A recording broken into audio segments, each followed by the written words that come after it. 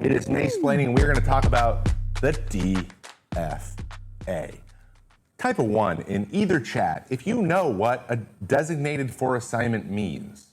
If you know everything that goes along with it, or you just know that it means that guy's not on the team anymore, let me know in the chat. Because there has been some DFA merry-go-rounds and some interesting things happening in baseball with this mechanic. It is pretty wild what these guys have to go through, and I have some personal friends going through it right now as well. Did I spell assignment wrong? Yes, I did. That's an M. Boop, boop, boop. I'm a one-man show here, guys. Leave me alone. All right, let's get into it. The reason I was interested in this topic is because of this man. This is Casey Lawrence, and he has been DFA'd and then picked up by the Seattle Mariners 5 times. He's also thrown almost 90 innings for the Mariners, but he has been DFA'd by them almost 10 times in his career, which is a pretty interesting thing on its own. And it's interesting. So he's 37 years old. He keeps getting really short stints where they pitch him for a couple innings in low leverage when there's a blow up or they just need some pitching help. Then he gets DFA'd. He goes back down to Tacoma. He hangs out for like a week. They call him back up because they need another spot. And the merry-go-round continues. Now you may be wondering, why don't they just option him? He doesn't have any options. So I will explain this in just a moment. But in this last round, they actually optioned Blaze Castano and designated catcher Blake Hunt, both of which, but then they designated DFA, so another guy got DFA'd as well for him to go up, a AAA catcher who had yet to make his first big league appearance, but he was on the 40-man roster. Okay, so let's talk a little bit about what a DFA is. Okay, so this is the definition of DFA, and I'll read it to you right now. In Major League Baseball, designated for assignment means a player is removed from a team's 40-man roster. I'll pause there.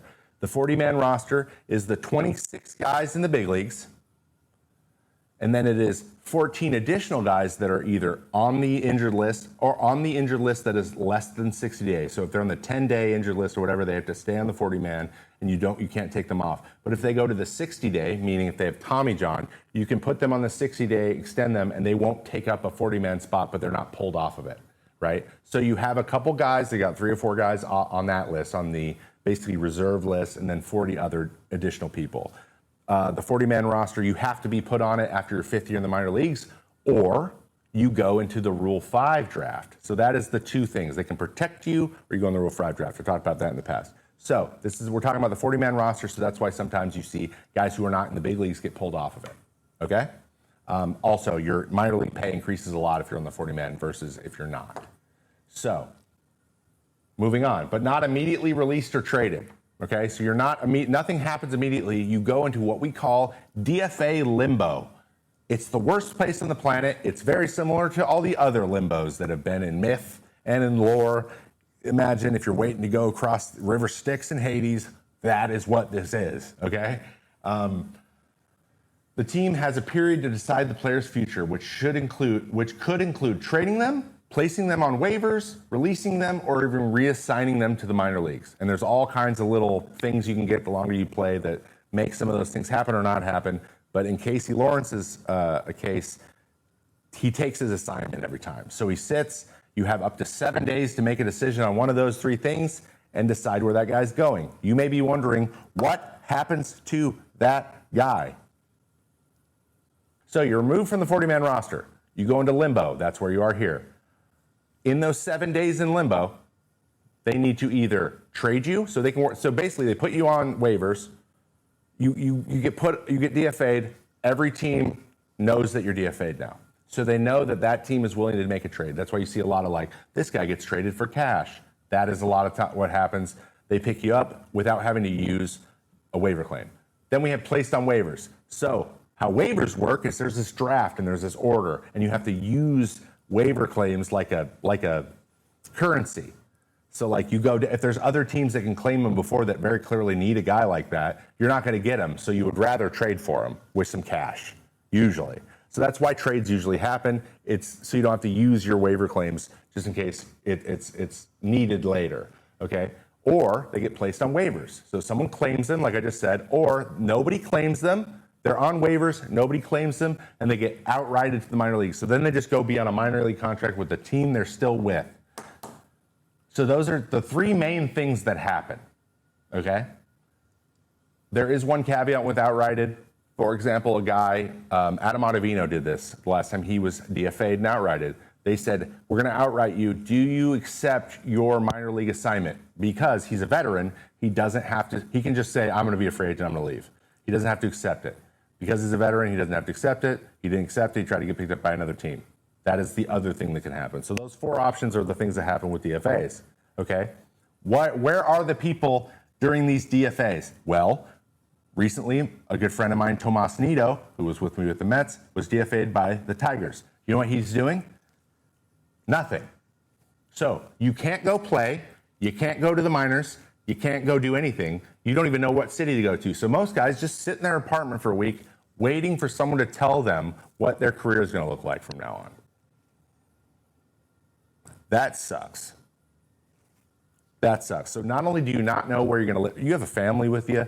You got to figure out where to move your stuff. You got to figure out like where you're going to go, where you're going to live and stuff. It's hard enough having to do that quickly. It's even harder when you don't know where those things will be. So that's kind of how it works. Now, there's one situation where it's positive, and that's taking the free agent route, right? Sometimes you're just getting DFA'd because there's a roster crunch. Someone's coming off, like one of the best players on the team is coming off of long-term surgery, and they need that spot back, and you're just struggling, and you're older, and you're there on a one-year contract or whatever, but you're still good enough to be in the big leagues. Your team's just really good, and there's nowhere to put you. There's no way to protect you because you've been around so long that you've so much. They can't do a lot with you, so they have to do one or two things. So taking your outright, they'll just be like, hey, man, we don't have a spot for you, but there's another team that will probably take you. They'll just take their free agency, they get picked up right away, then they go to another team, right? It's like being claimed without the team having to use the claim, which also could hurt you if they have to use a claim on you. If they don't, then maybe they'll pick you up. So that's the one benefit. That's the one thing that could work out when you know you're good enough to be in the big leagues. There's just no spot for you on the current team you're on. Then that would make sense. That's rare, though. That is a small percentage of total situations, and but it has happened, and I know guys who have been like, oh yeah, I got to get out of here, guys. I wish I could stay on this team, but it's just not in the cards, and they go. Fortunately, I was never DFA'd, but I'm sure if I played 1 or 2 more years, it would have been on the table. So that is like the one situation where that happens. Scott, you need to check out this Roback hoodie I have. It's 85 plus degrees here in Florida. Look, lightweight, feels great, cool colors. Perfect for those hot Florida days. I agree, AJ. Color looks fire. And you can get your own sweatshirt, polo, hoodie. Go check out Roback. And if you do and you're a first-time customer, Roback.com using the code FOUL gets you 20% off your first purchase. RHOBACK.com, code FOUL. Get after it, FT fam. So this sucks. This whole situation is the worst. It really is. Because you guys know, if living with uncertainty sucks, right? Like, I don't know if I'm going to have a job in a week. I don't know if this is going to happen. I don't know where we're going to live. I don't know if we can pay our rent. It's a microcosm of a lot of those things, especially when it's like your lifelong dream. It's playing baseball. There's only really a couple places you can play and really make a living and support your family. So if you've been playing for a while, like going and playing in the Mexican League is only an option if you're only going to be, if you think you're going to get picked up in the next month. If you can do it for a month, but doing it for all season and supporting your season, like if that's all you're going to have for the rest of your life, your career, you just don't play anymore because it's not sustainable. That league is not for, independent league, same thing. It's not for sustaining your life. It's for getting you an opportunity to play at a higher level again. So there aren't a lot of options, and going backwards is really, really, really, really, really hard sometimes. But also, if you have kids and a wife and a family, like, and just being like, everyone's like, hey, what are we doing? And you're like, it's a nightmare. It's a nightmare. So I want to give you a prime example of somebody who did this for us, the Mets, in 2021, and that I I'm so happy I got to play with the guy, but also the way he handled it was like a true champ, knowing what was going to happen. By the end, we were joking about it. So, Mets fans in the chat, you may know or remember a man named Jared Iikoff. So, in 2021, Jared Iikoff was called up and DFA'd by the New York Mets 5 separate times. Let me take you through that timeline. On June 20th, 2021, he was brought up from Syracuse. Then he made his Mets debut that day. He threw 4 innings, gave up 0 runs, threw really well. He was then designated for assignment that night, so he was up with us for 1 day. We're like, well, crap. He went through, wasn't claimed off waivers. Also, like for those first 4 days, he's a starting pitcher. He threw 4 innings. He can't pitch for another 4 days, right? So he just gets to go throw into a couch or something, play catch with his wife. That's real. They'll go to the parking lot of their AAA stadium. They can't go in yet, so they just play catch with their wife. So I've heard of that happening. So then he's DFA'd later that day. 2 days later, 7 days after that, he is reselected by the Mets from AAA. So he gets DFA'd. He's on there. He makes 1 start. He gets reselected. He pitches against the Braves, throws 3 1/3 innings, gives up 10 runs. He was then DFA'd directly after that game. So he's been in the big leagues for three days. Okay, gets DFA'd. 11 days after that, he comes up again in Cincinnati. He is reselected. He pitches for us against Cincinnati. And then he stays with us for about a week at that point because we were hurting. I remember Rob Stock tore his hamstring. A bunch of guys were going down all over the place. We're like, we can't get rid of Iikoff yet. And then he is DFA'd once again on July 20th, 9 days later. And then on August 13th, he's called up again to fill in a spot. He throws 2 innings, struggles, and gets DFA'd again. So he gets DFA'd 4 times in one season. Actually, he gets DFA'd 4 times in 2 months. He's DFA'd 4 times. He gets reselected 4 times. He pitched in 5 games over those times and had an 8.69 ERA. So 2 things here. 1, how can you get ready to pitch at a high level when that's what's happening to you?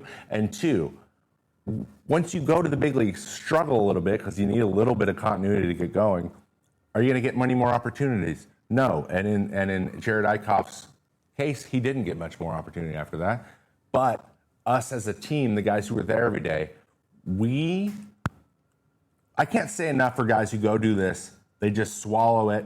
They take it like a man. They just wear it, and they do their best, and they don't complain. Jared Iikoff is one of those, so I'm going to give him some love for that. He was like, yeah, man, this sucks. Like, he was like, obviously, like, yeah, like, he wasn't complaining, though. It was more like, we're like, dude, this sucks. We're sorry. And he's like, yeah, it does suck, but, like, it's what you got to do.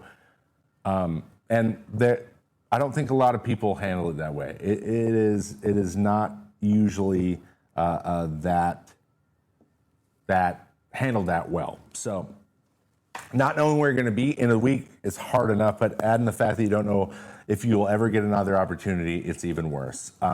But as the old saying goes, in conclusion, hang with them, man. Hang with them. It's baseball. You just sling your cleats over your shoulder, and you go find another diamond to play on, and cross your fingers and hope that the powers that be give you as many opportunities as you can get. And that is designated for assignment. So if you're ever wondering, if you're ever out there like, hey, we got DFA'd, we're not going to see him again. Well, there's a chance that he is just in his apartment waiting to get called back to the team, or he just went to AAA. So in the case of Casey Lawrence, if you're a Mariners fan, you're like, how does this guy keep appearing on our team? Doesn't he keep getting released? He's not getting released. He's getting DFA'd. Getting outright released means that you are not affiliated with a team at all. That is a different thing. So hopefully that gives some clarity, and hopefully you can think about it. It gives you a little context on what some of these guys are going through. So that if a guy comes up and does pitch well, which Casey Lawrence has been doing in this situation, it's even more impressive with all the crap you have to deal with. The fact that you don't have a bed that you normally sleep in or a suitcase that ever gets unpacked. So hats off to Casey for dealing with it and doing his job and doing it to the best of his ability.